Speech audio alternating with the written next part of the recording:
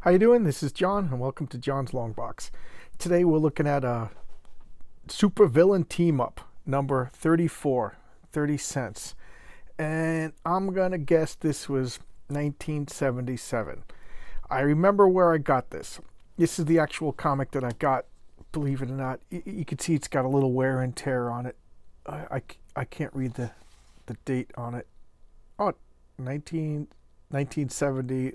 It looks like a 7. So I'm calling 1977. We'll check the indicia when we open it up. But I got this at a 7-Eleven at a spinner rack. And I was so excited because I had never heard of this title before. And, 14 issues had come and gone, and I didn't know anything about this comic. So I was like, what's going on? And then, look at that cover. I love this cover. At the time, I didn't know who Byrne and Austin were. And if you've been following my channel, you know that John Byrne, to me, is along with George Perez and Terry Austin. They're the triumvirate, are the greatest superhero comic book artists, bar none. As much as I love Jack Kirby was, opened the door, and then these guys just came running in, screaming and pushing everybody because they were just so into it. But just look at this Doctor Doom. That is Doctor Doom, and I love that he has the sidearm and everything. And why are all the superheroes bowing to him? And look how cool they're all drawn. I just couldn't wait to read this. Magneto has dared to challenge me, bow slaves, and show him Earth's true master. So let's open it up, and prizes or cash, the sky's the limit. So I think you sell stuff, and the more you sell, the more prizes you get. So look at that splash page. That's pretty good. We'll start up here.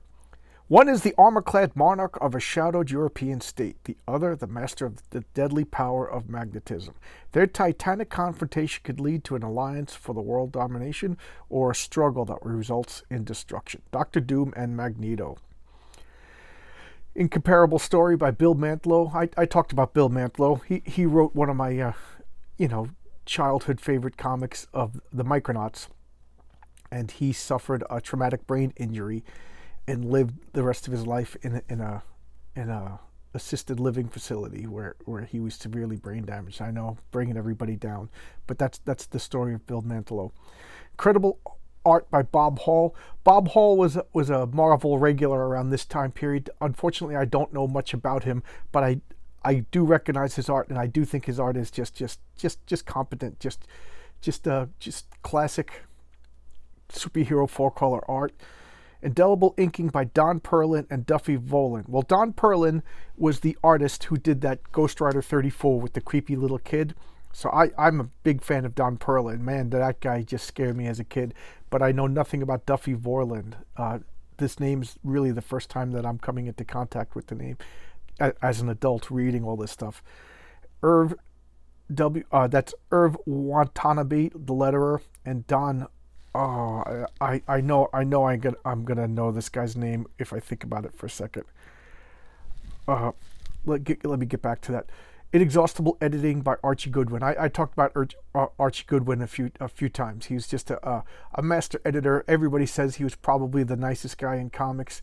A superb editor, had an eye for talent, and was able to take risks.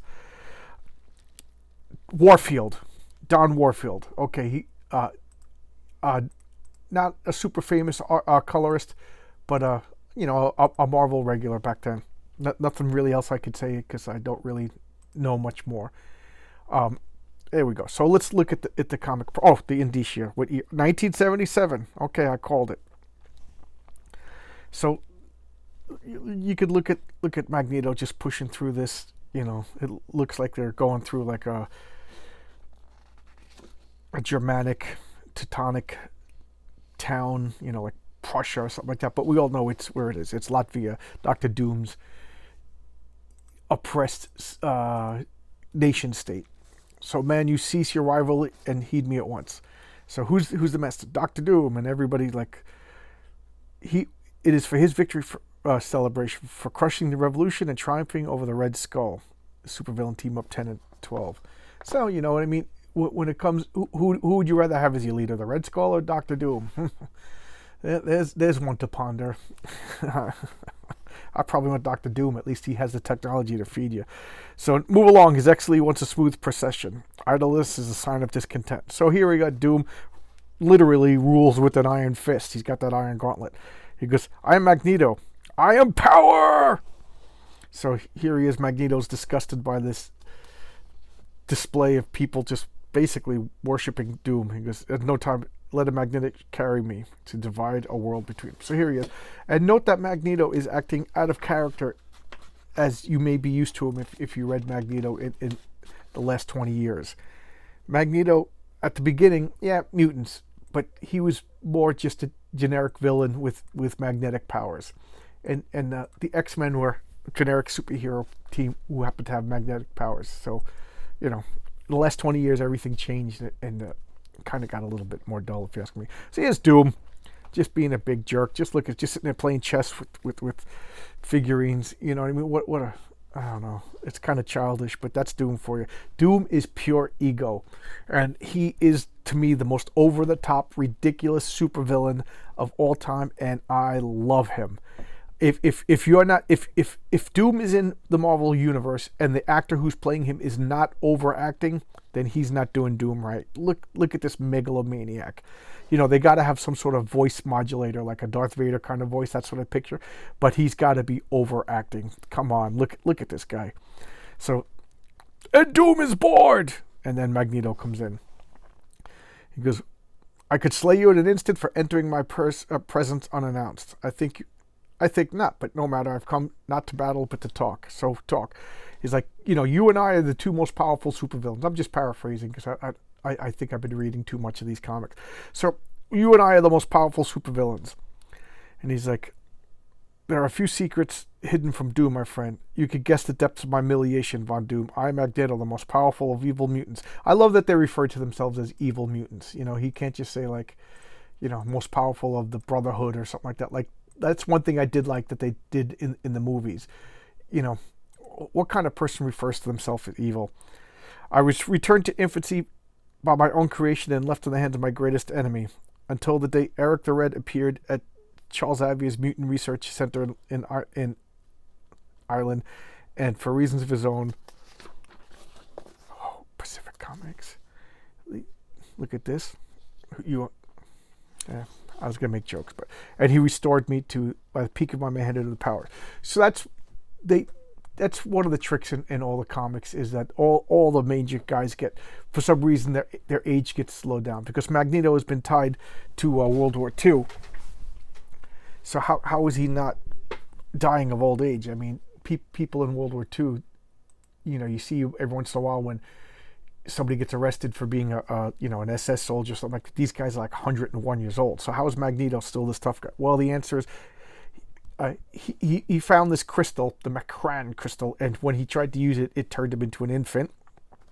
And then Eric the Red, a pretty lame X-Men villain, to be honest. It was one of the Shi'ar restored him to that. So there you go. So now he's all over. He's young. So he still has the silver hair because he's a mutant, but he's young, so he just looks old. So that's why I always kind of giggled when I saw Ian McClellan, because Magneto's not supposed to be an old man. He's artificially younger. So the cowards ran before I could smash him in defeat. Well, not quite, but who are we to argue with Magneto? So he's playing with his toys, like Dark Helmet. Then why have you come? I possess power enough to crush this planet, Doom, but not to subjugate it. We are true Homo superiors. Oh, you see, that's something that the Magneto of today would never say to a human, that you and I are both Homo superior. I mean, sure, he's flattering Doom, but even Magneto wouldn't call a human Homo superior. I mean, not today's Magneto anyway. So here we are. We're going to form an alliance. You and I will rule the world. He goes, but total global rule. He goes, as I am, turn your gaze upon my neuro canisters. Their gaseous content have already been released to the atmosphere, making every living thing an unconscious servant of Doom, including you, my dear Magneto. So Dr. Doom is saying, I already run the world, Magneto. I don't need to join you. I don't need to do anything. I just need to issue a command. And Magneto's like, what are you talking about? He's like, I control the world. Here's a demonstration. Defy me, mutant. if you can. You are mad. Oh, wait, what's happening to me? My muscle acting their own volition. I can't remain on my feet. Something against my will forcing me to kneel. And did I skip a page? Yes, I did. No, I did not. Okay, so here we've seen this ad a few times. I always make a gun joke, but enough's enough. You can see you still do not accept the facts. Destroy yourself. Turning towards the weapon on the wall. I can't stop myself. My own magnetic power pulling them towards me, and the decision is doomed whether you live or die. You allowed me to shield myself at the time you spoke the truth. Doom commands all. Even Magneto, but then why spare me? Because I am bored, Magneto. I rule the world, yet no one knows of it. My triumph came too easily, and I crave a challenge, such as you might provide. So he gives Magneto an antidote to the neuro canister, and says, but first a toast to the victor. So go, leave here. So he poisons him, and let the battle begin. So he deposits Magneto someplace else. So go ahead, you're free now. You're the only person in the world that Doom knows that is free of this neuro mind control gas. Try to defeat me. Doom is bored. I think there was another comic where Doctor Doom actually conquered the world, and he just released it because conquering the world is more fun than owning the world and ruling the world. So Magneto bursts into the Avengers mansion, and we must respond. Isn't somebody going to give the battle cry? Great speech. Look at Wonder Man, and this is his cheesy costume. This is the costume that was destroyed by Count Nefaria. I love that costume. So, I came here as an equal. I came as an equal among equals, not to be humbled. So he's actually asking the Avengers for help. And for two reasons, the Avengers are not going to help him. One, he's Magneto. Two, everybody in the world is controlled by Doctor Doom. So, you're out of luck, Magneto. The Island of Dr. Moreau. What comic is this? Oh, it's just... Okay, it's just, so I thought... The Sinister Threat of the Humanimals. Okay. I thought this was... They had a series of supernatural thrillers where they did like novels as comic book form, but this was its own thing. I don't have this. So this is the end of Supervillain Team Up. A premise that's going to be felt most... So this is Bill Mantlo, the writer, actually letting the readers know that this is the last issue of this particular comic. So there you go. Another comic that I just found out about when I was a little kid. I was all excited, and it was the last issue. But I didn't know that because I was a dumb kid and I didn't read the letters pages back then. So Ray Burnett, I just like to look at the names, see if I recognize anybody. This is before T.M. Maple became a letter hack. So... I very rarely recognize names from this far back, but it does happen. So here we got Muscles McGinty. So it looks like it's up to distract him. Handsome Jan, be careful, he's seen us. So I always like this. I remember this as a kid. Magneto pulls like all this metallic dust that's ever present on machinery and on the floor and stuff like that, and he turns it to like solid spheres and traps them. I always thought that was a cool use of his power. Yeah. Undoubtedly airless fields, which they surely perish if not released. So look at these metal balls just dropped. Magneto's pulling the girders out of the walls. Small task, Magneto, for one who could alter its density. So he's getting out of the girder. Thor is smashing his way through, and he uses his... True, but blood flows through your plastic veins, and your blood, which however must contain some iron. So he's doing magnetic blasts on him. There must be some metal in his body, even though he's insulting him by calling him plastic. But Vision is a synthetic humanoid. He's not quite an android, and he's not quite a robot. Well, he's definitely not a robot because he's alive. He's synthetically alive, made out of plastics and what have you. So there you go. So there must be some metal. And then there's Wonder Man. Wonder Man, I've talked about him a few times. During this period of Wonder Man's existence, he was like kind of a... what's the word? Hesitant and afraid because he was dead, or as dead as a being like him, because he was transformed into solid energy. So he's energy that looks like a human, and he was killed. But one thing we know about energy is energy cannot be destroyed. So it can only change states. So his body was consumed by the energy, and it took 10 years, and he slowly woke up. He was drowsy like a zombie for a while, then slowly he got his facilities back. But he claims to have like remembered being dead for 10 years, and he's scared. He thinks that's what the afterlife is like. So he's kind of hesitant, even though he's supremely powerful. He's energy. He can't die. He can't do anything. But he still mimics all the human stuff like sleeping and eating and stuff like that because he doesn't know any better. Later on, like towards now in the 20s, 2015 or so, they start to develop the true extent of his powers, which is kind of cool. So they defeat Magneto. Magneto's more powerful than ever, yet he didn't truly injure us. Even left us air inside the chambers, chap. Jeez. I said that. As soon as I turn on the camera, my mouth starts fumbling. He even left us air inside the spheres, Cap. Still, I'm glad Iron Man's repulsors got us out. Then will you listen? So he explains his predicament about Doctor Doom. Strong arms. To awaken a windswept planet. He's mocking left. Okay, so he's just like laughing. Doom controlling all of us, and we're unaware of it. It's highly improbable. But then Doom! Of course, Magneto, I've monitored all your pathetic attempts to win over the Avengers.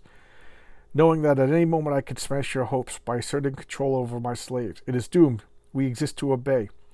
And he was called nonsense on Vision.